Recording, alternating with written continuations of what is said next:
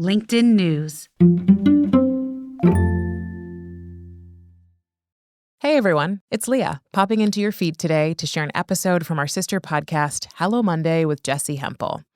Jessi and the Hello Monday team have been hard at work on a 5-part bonus series they're calling Hello Monday Masterclass.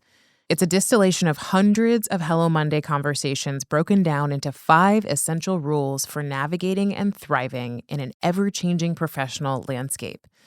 Episode 1, which I'm really excited to share with you today, is all about defining your values. You'll hear from legend Elizabeth Gilbert, author of Eat, Pray, Love, and Susie Welch, professor of management practice at NYU Stern School of Business. You'll learn why and how to start better identifying your values and what it really looks like to put them into practice. If you like what you hear, be sure to subscribe to Hello Monday because they'll be releasing new masterclasses every Thursday through the end of June. So with that, here's Hello Monday Masterclass. If you think you're in a career, but you hate it and you're bored and it's killing you, quit it and just go get a job.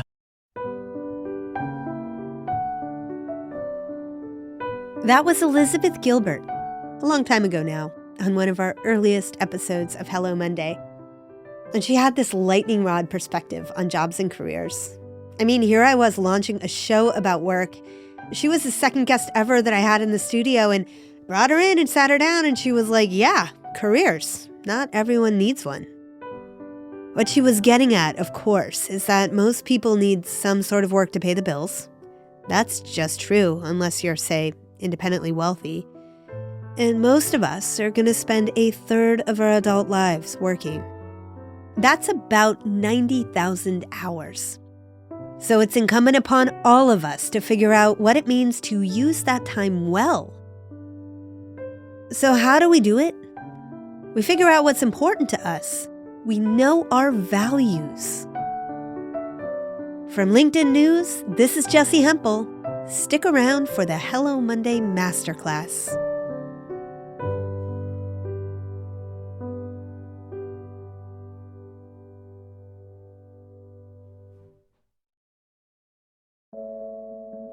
Hello Monday is our show about the changing nature of work.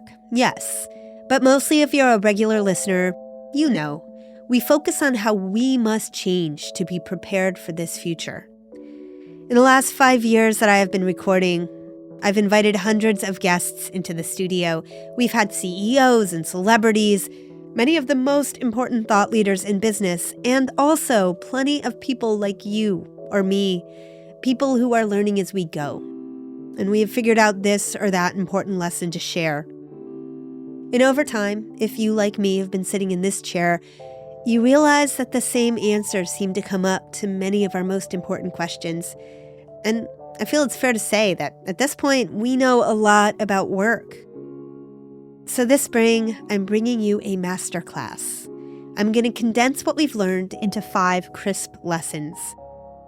The timing seems just right. A sea of newly minted graduates are just hitting the job market. Even if you aren't on a school schedule, well, this is just about the time in a year when people start to slow down a little bit, vacation, zoom out, and start to contemplate the big questions, and maybe consider a transition. If you listen to Hello Monday a lot, well, consider this your invitation and the opportunity to send the series to someone in your life who might get a lot from it. And if you've just found us, welcome. It's great to have you. Let's get started.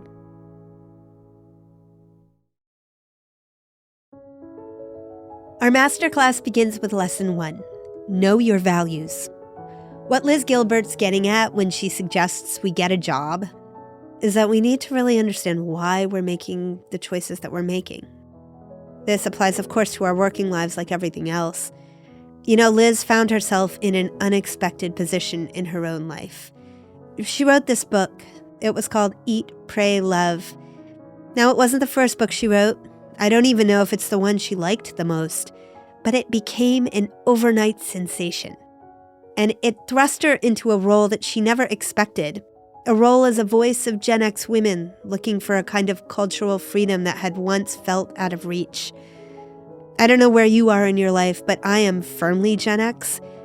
And I remember reading that book. I remember where I was sitting on the couch as I turned every page and thought, wow, Liz is talking to me. And what this did for Liz, well, it catapulted her into a different world. This book sold more than 12 million copies. It became a movie with Julia Roberts. But that was a long time ago. After all of that, after all that huge market sensation, Liz had to figure out what she did. She was a writer. And why she did it. Because she felt called. Now, nearly 2 decades later, these experiences have given Liz a scaffolding for thinking about careers. Here, listen to this. Okay, I think there are sort of 4 different entities that often get blended together in people's minds, and that I think part of the problem where people get stuck or even traumatized on the career path is that they mix all these things up. So it's hobby, job, career, vocation, and they're all different, right? So a hobby is something that you do because it's fun and you like it, and you don't need anything back from it. You just do it because it's delightful. It fills your days. It fills your nights. It doesn't need to be your career, right? It can just be a hobby. Or a job is a thing you have because everyone has to have one, right? And it doesn't need to fulfill your emotional life, because you can have a job and then you can have your life outside of your job. So you have your job that you go to pay the bills, and then you have your life outside of your job where you do your hobbies and your pursuits and your family. And it might not be the most interesting thing in your life, but whatever, you got to pay the bills. A career is something that you should be passionate about. So a career is a job that you deeply care about. That's the difference between a career and a job. And if you think you're in a career, but you hate it and you're bored and it's killing you, quit it and just go get a job. Or change it and get a career in something that you're passionate about. It's okay to just have a job. Not everybody needs to have a capital C career, because you can have a whole life outside of that. And then the other one is vocation, which is like a sacred calling of something that is very holy to you, that is the center of your life, that, can never be taken away from you no matter what. There are a precious few people who follow their vocations without even thinking about it and get really rich while doing it. Mostly it doesn't line up that way. We are all piecing it together, trying our best, faced with myriad decisions all the time, and looking for validation that we're making those decisions well. That is where our values come in. Our values give us the conviction. They become the lens through which we can make big career decisions, and even the small ones. So many people in our studio reference values, but one recent conversation that stood out to me was with Susie Welch. Susie's a journalist, and she's had a lot of chapters to her own career. Right now, she's teaching. And in fact, the class that she teaches at NYU's Stern School of Business, well, when she was in, she told us that it was the most popular class. It's called Becoming You, Crafting Your Authentic Life and Career. Here's Susie. All of us, at some point, unfortunately, quite late in our lives, find that we're finally living our authentic lives, okay? And the job for us is not to change and adapt, but for us to figure out what our authentic lives are earlier and get there faster, because that is where we're going to find meaning and purpose and the kind of satisfaction that hopefully has an outcome of happiness. Here's how Susie describes an authentic life.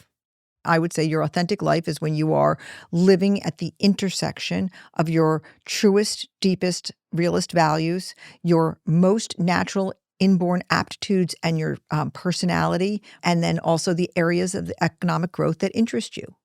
And the intersection of those 3 areas, we call that, in my class, your area of transcendence. And that is the work we do together, is to determine what are your authentic values, which I'm going to throw out there and say almost no one actually knows their real values. Which of those 3 categories is actually the most difficult for you? Hands down, it's values. Because we can test for aptitudes, and everybody should test themselves for aptitudes. And personality, a lot of times there is a gap between what we think about ourselves and how the world experiences us. But by a certain age, the world tells us how it experiences us. Right. And what areas interest us, we generally kind of know. But values are hard because there are so many forces in our life that steer us or block us from living our authentic values. Okay, I can totally understand why Susie's class is so popular. Her students arrive a bit fuzzy on their life goals, and she helps them to focus. By the time the semester wraps, they're expected to present their area of transcendence in front of the whole class. And so they know that from the first day that they're going to stand up on the last day and say, here's where I'm going and here's how I'm getting there. And, no one's going to hold them to it. And I say to them very clearly, no one is going to stay on this path because life happens. Someone that you love is going to leave you or die, or you're going to lose your job, or you're going to discover midlife something that changes everything. But as Lewis Carroll said, if you don't know where you're going, just about any road will do. Isn't it more deliberate and intentional to say, based on my values and my aptitudes and my interests, this is where I probably should be going so I don't get distracted. One of the most gratifying things that happened to me was maybe the second or third or fourth time I taught the class. I had a fantastic student. He did the hard work of figuring out his area of transcendence. It was very exciting. His wife was pregnant at the time, and he actually gave up a job to change jobs in accordance with his area of transcendence. About 3-4 days after class ended, he called me, Professor Welch, I have a problem. I've just been offered this fantastic job, and here's what it is, and I'm thinking of blowing everything up and taking this fantastic job. And I knew the minute he said it, it was a crazy idea, so far off of the work we had done. So we sort of redid the class together, and I said, I think the only reason you're taking this job is expedience, because your wife's about to have a baby. This job is 10 minutes away. You keep on saying you could walk to work. Yeah. And so look, if your value is proximity to the baby after the baby's born, let's change everything. But if that's not the actual number one value, you're changing everything, all the work we did. And he said, oh my God, you're right. It's just about, I keep on thinking I could come home at lunchtime and give the baby a bottle. And I said, look, that's a perfectly legit value, but you got to understand this job does not align with your aptitudes. This job in no way aligns with your interests. If your values have changed so that the number one value you have is seeing the baby at lunchtime, fine, let's talk again. He said, I have to think about this. I said, please do. He calls me back 5 minutes later. He goes, what was I thinking? I'm keeping my job. And I actually just talked to him recently, and he was like, you saved me such a boneheaded move. And that is the beauty of the process. Just about every successful person who has sunk into the deep chair and taken the mic in our studio comes back to this idea. It's critical to take the time to spell out our values. And Susie says that while our aptitudes don't usually change that much, our values, they really can. Like, take me. I love adventure. I love seeing new things, and earlier in my career, it was a core value. I optimized for it. I went to work as a journalist, and I looked for publications that were willing to send me to cool places, adventurous places, places I hadn't been. I was on the road nearly 50% of the time. But right now, well, things are different.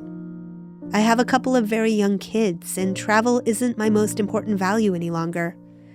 Right now, I value the ability to be flexible and to control when I travel. So how about you? We're going to end each of these master classes with a challenge. If you're not in it already, I suggest that you join the Hello Monday group on LinkedIn. It's super easy to find us. Just go to LinkedIn and search for Hello Monday group. You have to request, but as soon as you do, I will admit you.